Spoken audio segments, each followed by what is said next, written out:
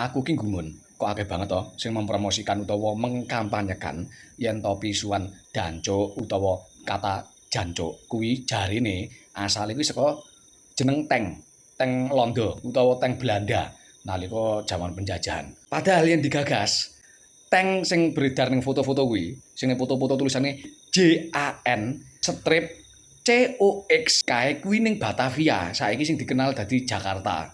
Sing genah kuwi ora ning Surabaya. Kuwi siji. Terus keloro, jaman kuwi jarang banget wong iso maca tulisan Latin. Sing saiki disebut Jawa Tengah, Jawa Timur, Jogja dan sebagainya kuwi upama ta ana wong iso maca, kuwi mesti kalangan terpelajar utawa wong pribumi sing maca aksara Jawa. Terus meneh, upama kuwi diwaca, macane kuwi lho dudu jancuk. Kuwi macane Jan Cox. Terus lah saiki jancuk utawa dancuk pisuan kuwi artine apa? Nek sak ngertiku jancuk kuwi amit sewu nuwun sewu nggih. Niku kelamine jaran, kuwi manuke jaran.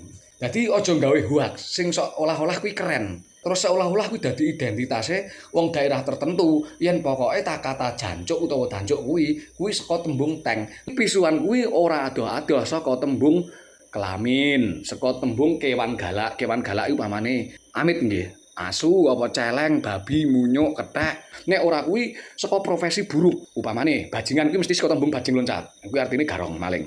Terus tembung amit sewu lonte utawa pelajar dan sebagainya, TTT dan terus tembung gentung habis pisuan mesti ngono kuwi. Saiki ora enek wong misuh wong jengkel karo kancane pancing iki ora mungkin. Poligon iki ora mungkin.